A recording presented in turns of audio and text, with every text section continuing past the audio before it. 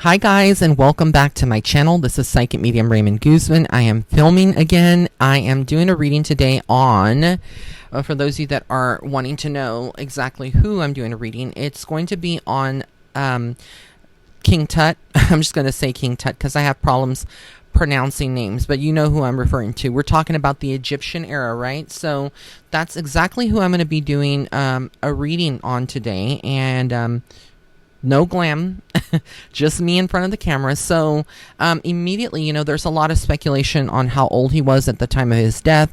Did he have any daughters? You know, what kind of life did he have? There's a lot of theories. There is a lot of things that they've done with the actual mummy. And I guess like the sarcophagus, right, that he was in. There is also a legend, supposedly, you know, on a lot of the Egyptian culture that their coffin or the sarcophagus, whatever you want to call it, was actually cursed, right? These are things that we've heard, but is there truth to all of this? Okay, is there truth to all of this that is being said about King Tut? So what I immediately get when I tune into his soul and energy, because I still feel like he's on the other side, but as a spiritual teacher on the other side, still teaching people. I don't feel like he reincarnated, right?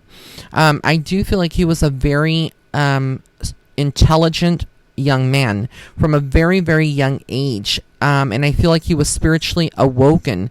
The people from the Egyptian culture, you have to understand one thing. They were very, very advanced for their era. And I feel like they also communicated telepathically.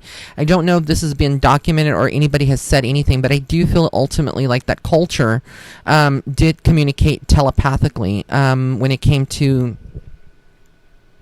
you know, like thoughts and things of that nature. It was just mind to mind. It didn't have to be verbalized. I also feel like they were a lot stronger.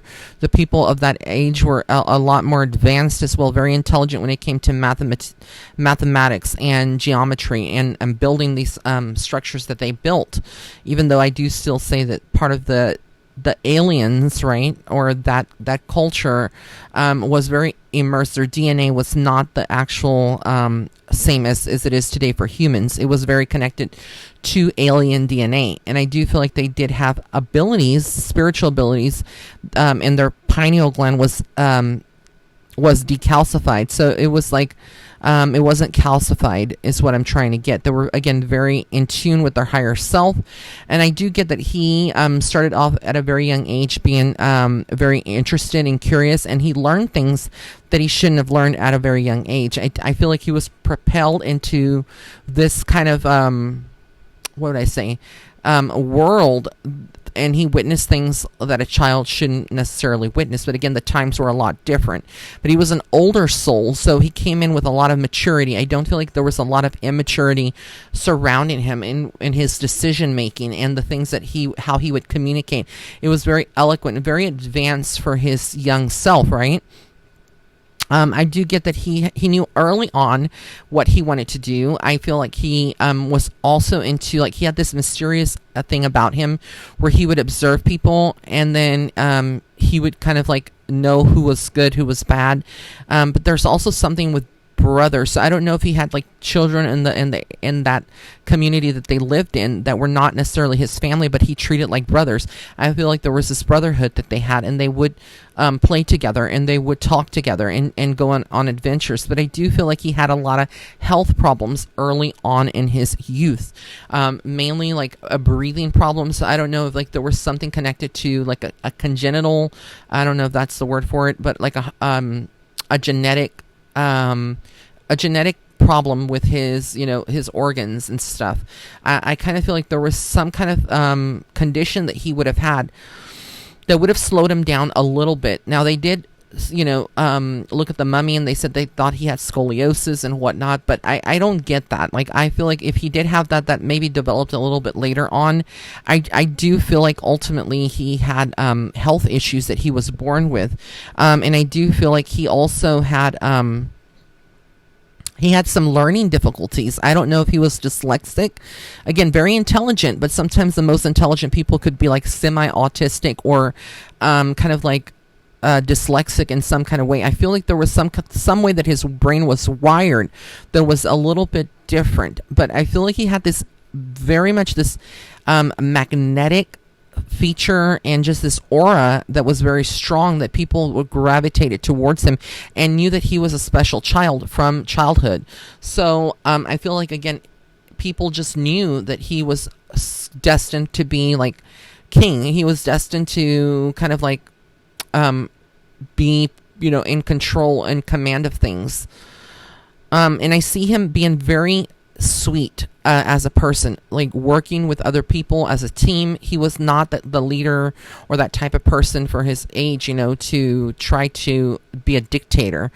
He was very much willing to work with the people and give money to the people, or make sure that the people were taken care of in his his community, whatever you want to call this this empire, right?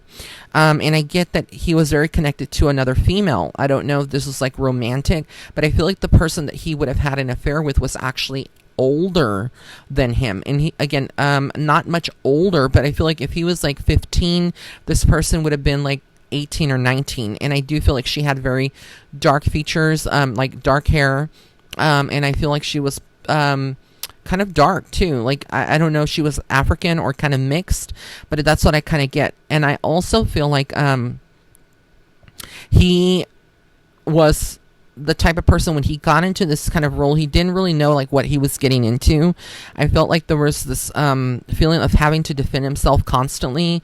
There was a lot of accusations, a lot of lies, things that people would say to kind of perturb him.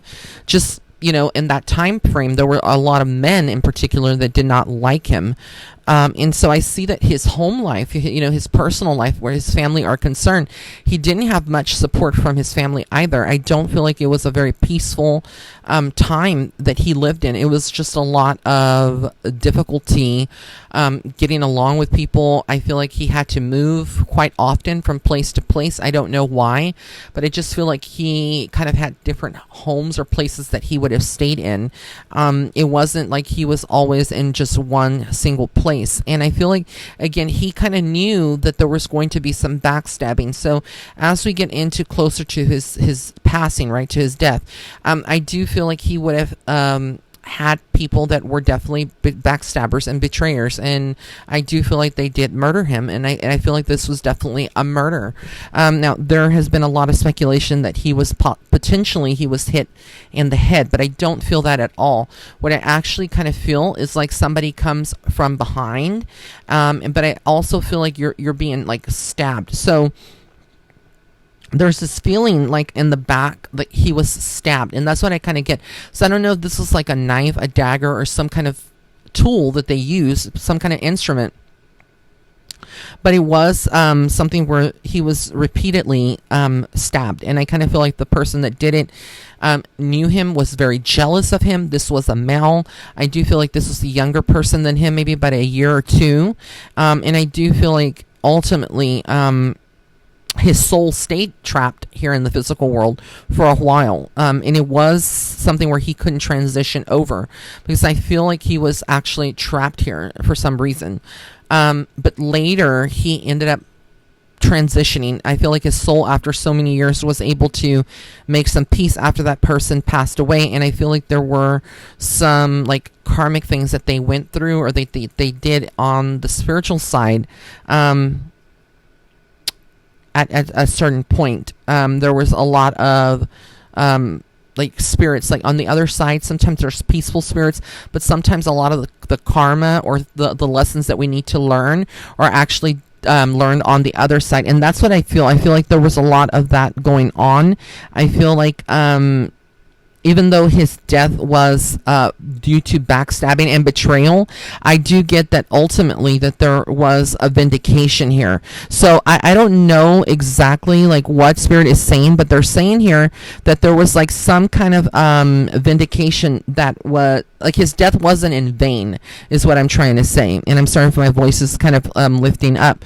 I'm just making sure that y'all can hear me very well, because whenever I use the microphone, sometimes y'all say that y'all can't hear me at all. But what I actually get is that there was conflict, but there was also victory. Like this, what he makes me feel is like almost like his death was not in vain, in some way, and it actually set the precedent, or the, I don't even know if that's the word I want to use. It set the tone for the next generation or the next person in command to come in.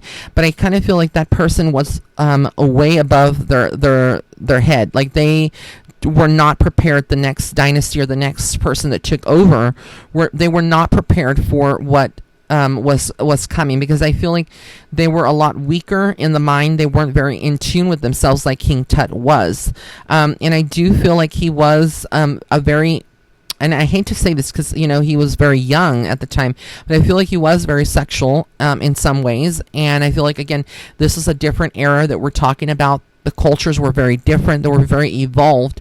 And I kind of feel like he fell into this where he kind of lusted over certain women. But I also feel, and I know this is going to sound way out there, I do feel like he lusted over some men as well. So I kind of feel like he was bisexual in some way. I don't know why, but again, I feel like there was this dichotomy, I don't know if that's the word I'm using, or this duality, the divine feminine, divine masculine, where he kind of toggled in between both worlds. So he was experimenting with men is what I kind of get. And I do feel like that was where the danger actually lied. And I feel like the person that may have actually done this to him, which may sound like way out there, actually was a lover or somebody that had feelings for this person. But again, it's like very Gianni Versace. Well, that's not even a good example, but it's very much like one of those situations where, like, you know, where you have like a lover and it's like they get jealous and they're like, they go crazy and boom, and it's done. So that's kind of like what I feel and what I get from channeling the soul of King Tut. Again, it is a very different story than what you may have heard in textbooks and things, but when I do readings, I don't go by, you know, Wikipedia or through what the textbooks say. I kind of stay true to what Spirit is allowing me to see and channel. So that's what I get. But ultimately, I feel like there was a lot of other things that that he's not wanting to communicate right now. I don't feel like they want to communicate. But as far as the curse is concerned, that is very true. They were very much like modern day gypsies that would curse, or, you know, modern day witches that curse sometimes. And I do feel like there was definitely a curse put on in, you know, for the royals in particular, but it was not a curse that was put on by them while they were living. It was by like witches, people that were considered very witchy in that era, that did these spells and wrote certain incantations on the sarcophagus, coffin, whatever you want to call it, and also chanted it to prepare the soul for the other side. So a lot of the symbolism that we see and how we interpret it can also be, I feel like it can be combined in modern day kind of like spell work to, you know, kind of create this curse, if you want to call it that. So I do feel like yeah, that is very much true about, you know, people that are touching or moving and things like that. They would be prone to these paranormal experiences, because curses are very real. Okay, so again, this is the reading on King Tut. I hope you enjoyed it. Please leave a comment in the comment section below if you have any other suggestions of readings that you want me to do. Blessings and love and light. Until next time. Bye.